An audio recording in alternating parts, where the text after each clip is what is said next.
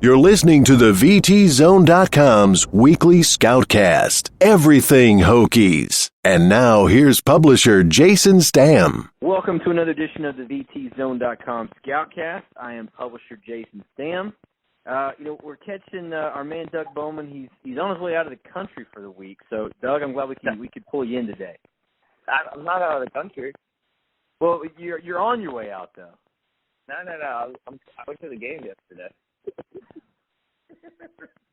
Oh, in South Bend? Yeah. So we're journeying back from the tundra. There you go, from the tundra. So, Yeah. let's get to that game, though, Doug. I mean, that was a hell of a comeback. I mean, what are some of your first impressions from what we saw during that game? Yeah, I mean, talk about a comeback. Poor sorry as you could have imagined.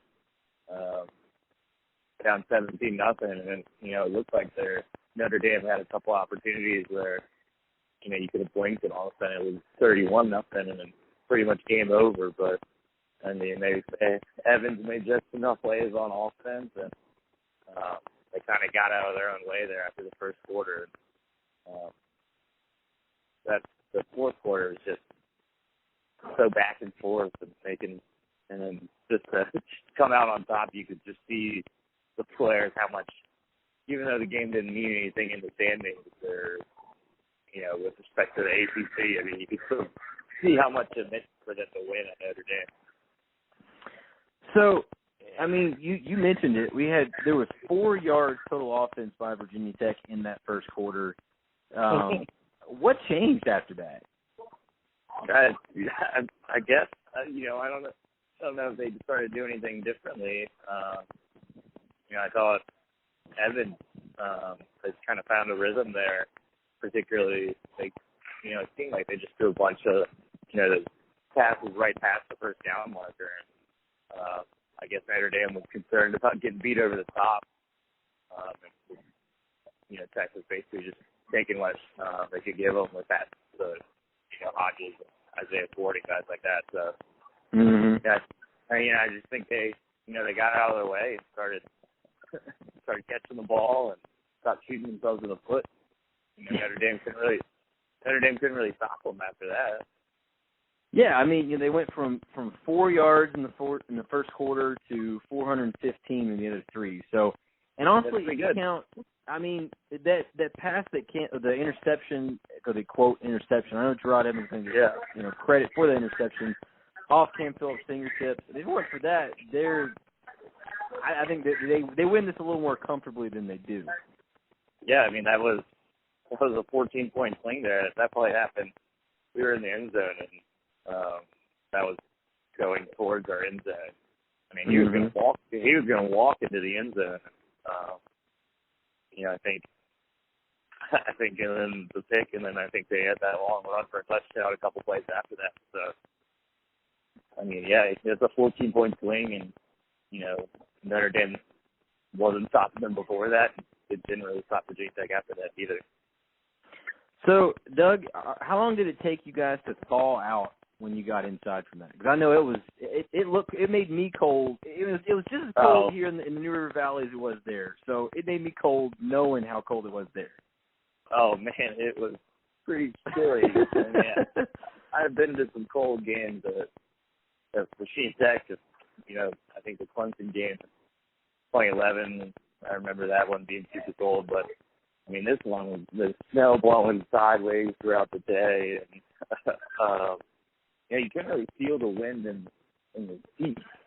But if you looked at the flags on top of the goalpost, you could see it really whipping around. So yeah, I mean we got back to the car and basically you cranked up the heat and let the traffic pile out and let us thaw out before we made any moves after the game. How much do you think, though, that affected Virginia Tech? Especially in the first quarter, it looked like, I mean, the balls were slipping out. There were bad snaps. How much of that was nerves or the cold, and what do you kind of attribute that to? I don't think it was really the cold. I mean, the snow and the wind and all that was basically, I thought once at game time, I thought it was pretty calm in terms of precipitation, I guess. So I think that was just, I think being at Notre Dame kind of had kind of a came with some nerves, obviously, early that, you had to get over. You make one or two mistakes, and particularly on the road, now you're down, 17-0. I think they just had to kind of get into the game, not worrying about being at Notre Dame and just trying to play a football game. Well, I mean, the comeback itself, I mean, it was like we talked about, it was a pretty good, darn good comeback to come from 17 down. They were 17-0 down, then 24-7. But I mean, at the same time, even with all those comebacks, I mean, or even with everything associated with the comeback, how concerned are you still with this team? I mean, we talked about, you said it, they didn't have a ton to play for, ACC-wise. Obviously, this game had no bearing on that. But what kinds of concerns do you take out of this still? I mean, what do you really get out of a game like this? I mean, I think they've played basically how they've been playing for most of the year. I mean, the 3 games they've lost, they turn the ball over and they lose. But any other game that they played in, I think when they don't turn the ball over and commit dumb penalties and things like that, they've pretty much taken care of business for most of the season. So, I mean, any concerns going into UVA, I think we still just, especially a 2-9 UVA team, they just got to stay out of their own way, hold on to the football, and they should be fine. Well, I'm thinking my concern has got to be, I mean, the secondary still has its issues and still gave up a few big plays. This quarter they were feeding.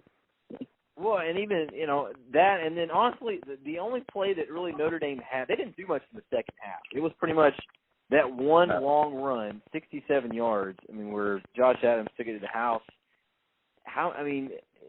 Does the big play, though, does that concern you at all still? Because they still don't seem to be able to, cut down on some of that stuff. That first quarter, they were hitting them over the top for, they had a handful of big plays there. Yeah.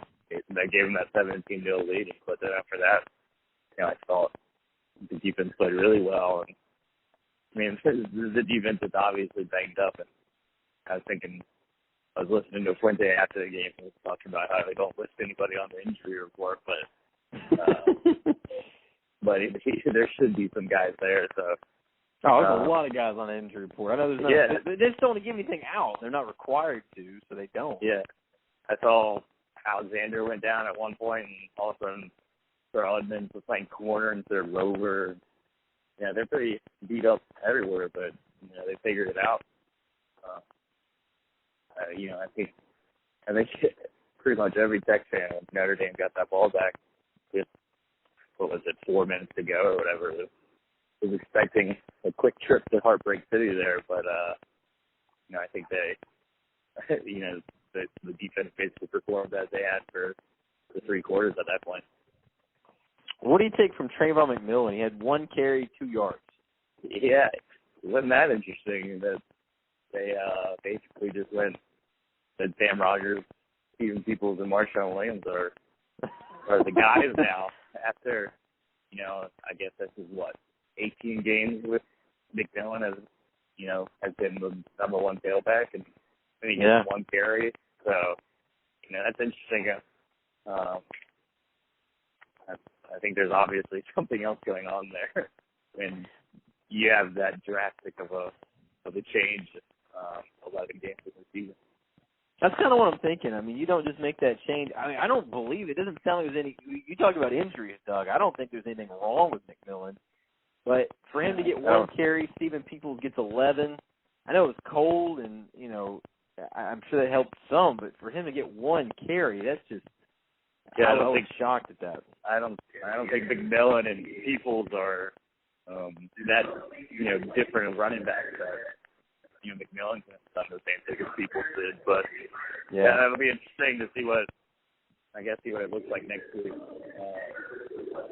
But I guess they were just trying to pick up yards in between the tackles, so the bigger guys like Peoples and Rogers and Marshawn Williams were going to be more effective at that.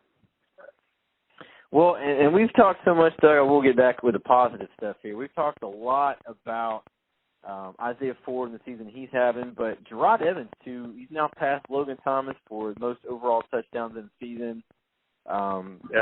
Set that mark. What does that mean, and what does that kind of, show for him? To me, obviously it's has a lot to do with those first few games of the season. BC, Carolina, North Carolina, they put up all those points, but what does that show? What do you take from a record like that, I guess? I mean, he's had a big year, and got one more next year. I think he got pretty excited to be a Tech fan about having him at quarterback. I mean, I guess he took a little bit of heat after the Duke and Georgia Tech games, but time after time this year, whether it was the Pittsburgh game or the Miami game or Notre Dame, he's come up with a big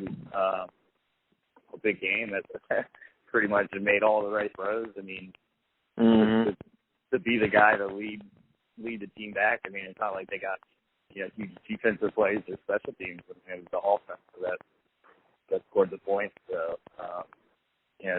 to lead you back from a 17-0 deficit at Notre Dame, that's pretty big. Well, Doug, and I'm thinking, the biggest thing I'm taking away from this game is that, they get a little momentum. They've got to be feeling pretty good after that Georgia Tech loss. To me, that's the biggest thing, because we're going into a game they pretty much need to win. I mean, they can hope that North Carolina loses, but they need to take care of their own business and, beat a rival, keep that streak going. So is that kind of the biggest thing I guess you take out of this is just, that they did win, get some momentum, and how does that make you feel going into how should that make Virginia? How do you feel about their chances going into UVA now later this week? I think it wiped any bad taste that they had from the Georgia Tech and Duke games out. I mean, there's concern. Was it going to be a late season fade there? I mean, they could have lost to Notre Dame, and then if they lose to UVA, there's all of a sudden what had been a pretty good season turns into 7-5. So just to get back on the right track, and kind of forget about Georgia Tech. I think they feel a lot better about themselves. Heading into a game they should win. Well, and I know you'll go into a lot more detail in your primer this week, Doug. But going into UVA, I mean, how do you kind of see this game kind of playing out? I guess at this point earlier in the week. I mean, I think just looking at the teams, and I think Tech should win by a couple scores this year. Are they going to, though? Because that's the thing. Like, I keep thinking, UVA has absolutely nothing to lose with this game. They got everything to gain with ending the streak, getting what would be after the biggest win of the year. Yeah, I mean, how much is that going to affect it? They're going to throw everything they have. This is their bowl game, their national championship. So they're going to throw every trick play and this is the one game that they obviously, I guess ever since they were eliminated from bowl contention, that obviously has circled.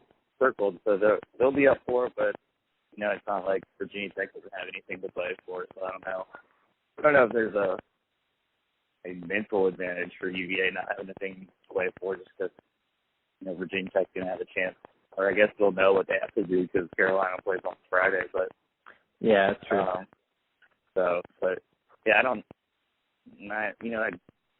I think it's given what Virginia Tech has done to teams that they are clearly better than this year. I mean, those are games like DC and ECU just weren't close at all.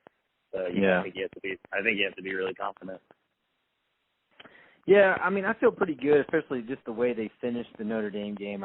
I'm with you. I think the confidence, everything they showed against Notre Dame and finishing up the way they did, I think that really is going to carry forward this week. But Doug, I do want to touch a little bit on the basketball side. We haven't talked a lot about basketball. I don't know. Did you get a chance to see? I'm sure you didn't watch it. I did. Did you hear kind of what happened though?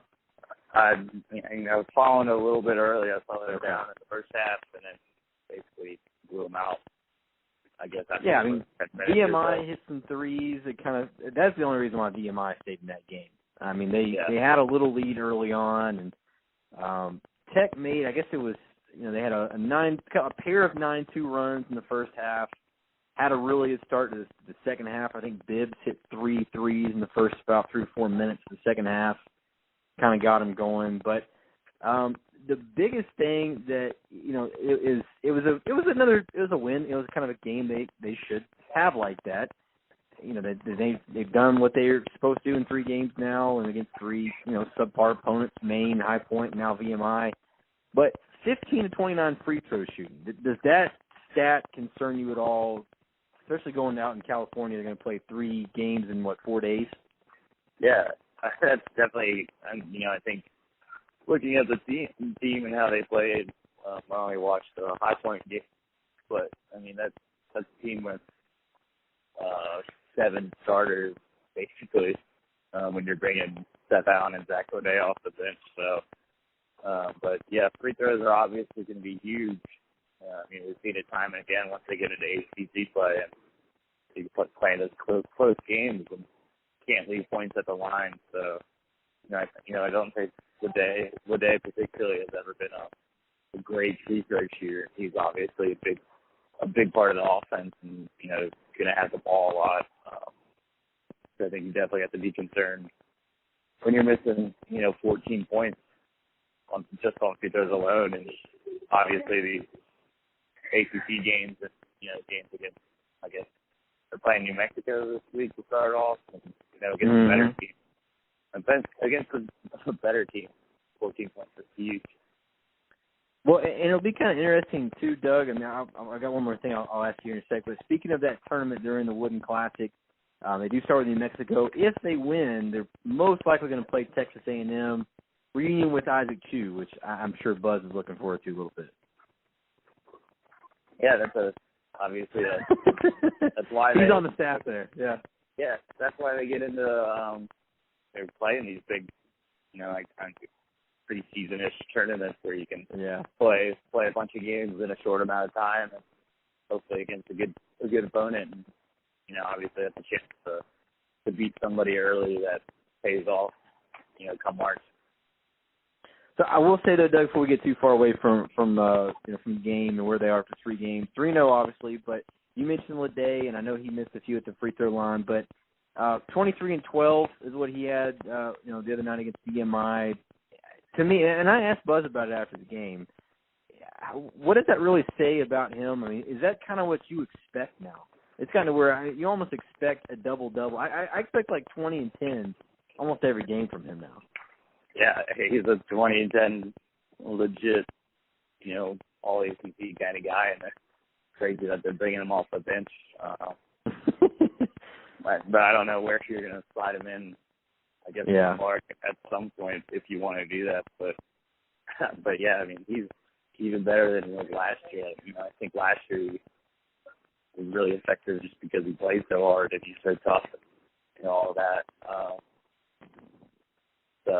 But I mean, just from the brief amount I've seen him already this year, he's a lot better than he was last year in terms of just making shots and stuff like that. That's what I'm thinking, and it's one of those, like, you really can't read too much into who starts and who doesn't. I mean, he did that with Blackshear so much last year, where he would start, even Shane Henry got some starts coming off the bench. And I know, he doesn't want Zach, he doesn't want Leday to get a cheap foul early on, which would completely, derail almost any half as important as he is to the team this year. So I get it. It might be one of those, who knows if Leday is going to start a game this year because of that. Yeah, I mean, I definitely think, I think he also missed some time in the preseason, so they wanted to bring him on. But I definitely think they have guys like Chris Clark and Dream that they can start. Dream. Dream. So is that we're just gonna start calling him Dream now, like Buzz? Yeah, I don't know how to say it either. So. Hadim, yeah. So, I mean, they have those guys that they can play ahead of him, and he's still going to play 30 minutes a night. So right. I don't think he cares that that his night starts at the 14-minute mark or whatever it is. Well, he's been bringing him. It's like right before the first media timeout. Sometimes it's been like right at, but right around that first meeting. So he's not out very long before he's coming in. But yeah, you're right. He's going to be getting at least 30 32, 33 minutes a game. So I don't think it's a huge. I don't think Dak's really worried that he's not getting the start technically. But Doug, real quick, I will say they got another commitment on the football. Got a commitment on what was that, Thursday. So kind of a surprise I feel like to a few Christian Darrisaw on Wednesday. What is your thoughts on? Because we've talked about offensive line recruiting and some of the guys are still looking at, and this is another kid who really kind of came out of wasn't on too many other radars. So, what's your impressions of the newest offensive line commit? I guess he's one of those guys that you're going to judge fans about. He's offensive line recruiting, so I mean, there's these big guys that everybody wants, but then there's that whole crop of guys that an offensive line coach thinks he can develop. That's ultimately how they're judged there. So I don't know who his other offers were exactly, but it didn't sound like he was highly recruited at this point. So, but so I don't believe he had any other D1 offers, Doug. I think he had some D2s and smaller offers, but I don't think he had another D1 offer besides Virginia Tech. Yeah, so I mean that's somebody that 2 or 3 years from now, if he's playing, then we'll give fans a nice little pat on the back there. But but then if he's not playing, then again people are going to keep bringing that up, and everybody loves to talk about offensive line recruiting. So he'll be one of the litmus tests, I guess. Well, it sounds like we've got another Silas Zancy. I know anybody who didn't see that, he signed. I guess it's been about a week and a half ago from Fork Union. He originally signed in February. Instead, decided to prep. So he's been this fall at Fork Union. It sounds like it's kind of early, but it sounds like the same thing that's going to happen with Darrisaw. If that's the case, I don't think they really miss much. To me, it's kind of like a why not if you think he's going to prep, because they're still going to end up taking another offensive lineman in this class. Yeah, I mean, if you prep, it's basically an extra redshirt year for him, and you kind of figure it out in a year or two when he's ready to come in.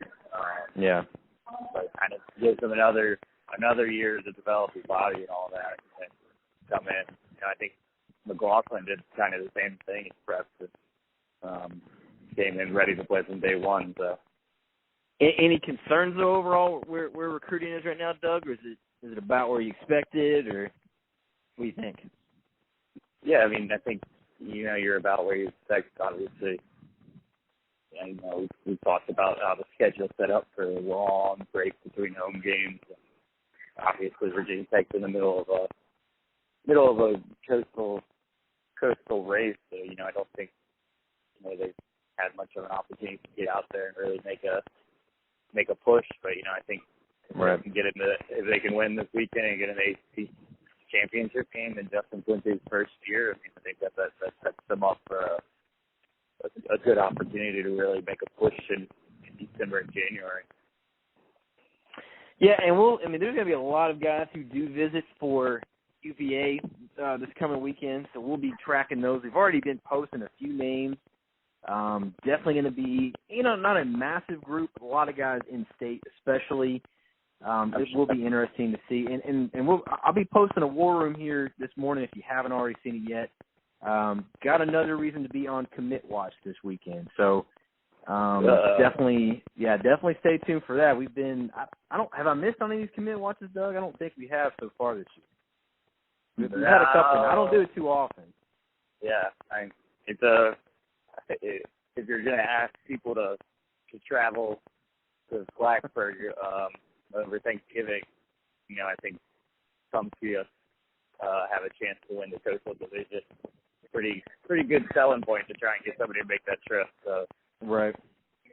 Well, and we'll have, like I said, we'll have tons of coverage coming. I know our buddy Michael Clark's going to be helping us out with a lot of names, so lots of stuff there. But Doug, let's finish it out here, man. You got a shout out for us this week? Shout out. I'm trying to think of something from Notre Dame that was cool. Shout out to the Mother Nature for a welcoming trip to Notre Dame.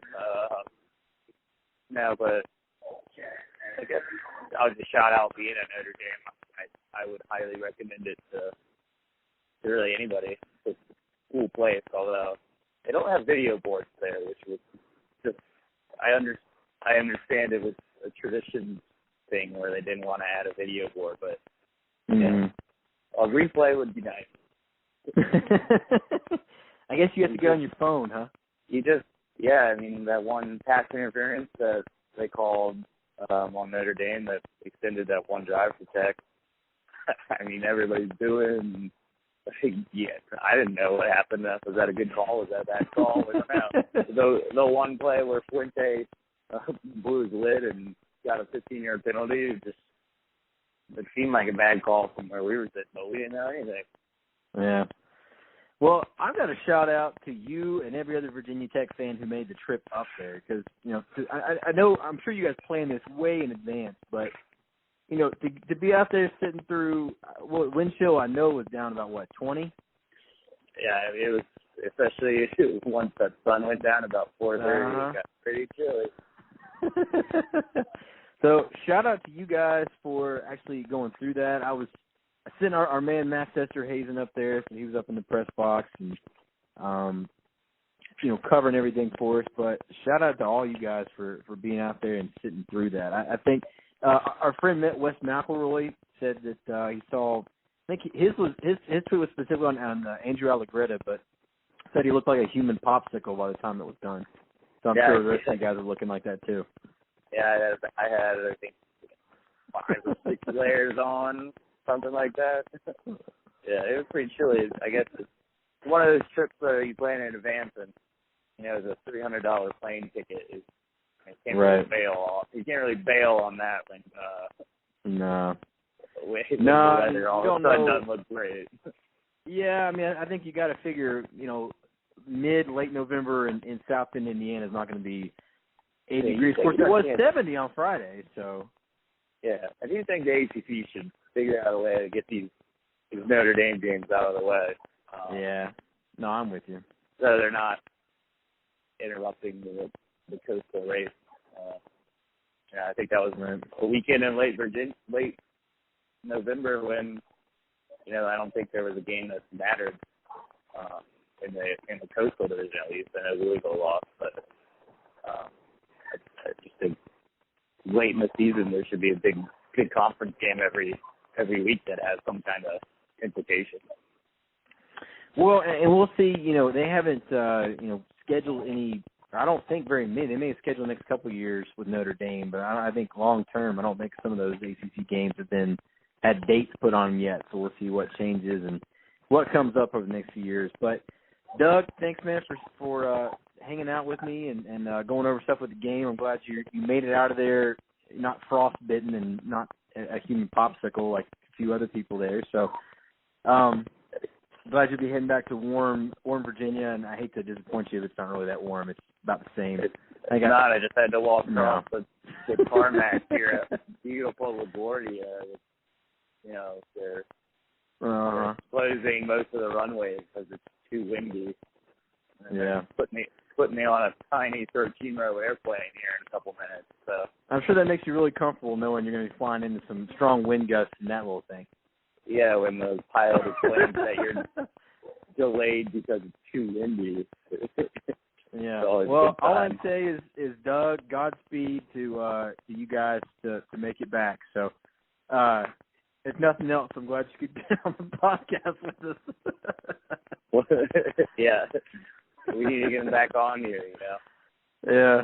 Well, we'll see if we can get. There's been a few now you and I have done solo, so we got to get Skip Hopkins back on here and get his take on a few things. I know we were a little hurried this time. I wanted to make sure we got you. This is a perfect game. The cold weather game. That's his bread and butter. I know. I mean, he always talked about these. Big man, the big guys. They love this cold weather and playing in it. So I don't think he likes sitting in it, but I think he likes it a little better. So we'll see if we can't get him on here talking after. It'd be interesting to see if we're talking about a UVA win, a loss, we're talking about an ACC championship. What we're going to be talking about at this point next week. For Doug Bowman, I'm Jason Stamm. Go ahead, Doug. I was just going to say next week you're going to have to get him on because your boy's going to be in the Dominican Republic. So I know. So I don't.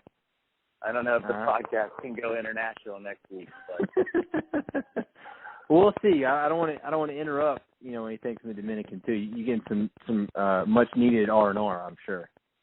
Yes, that is definitely on. I got to figure out how to pirate the ESPN2 signal to the Dominican Republic and make it so the internet thinks I'm in the United States. But we'll figure it out. Okay. Well, good luck with that. Yeah. Well, for Doug Bowman, I'm Jason Stamm. Thank you for checking out this week's podcast, and we'll see you back here next week.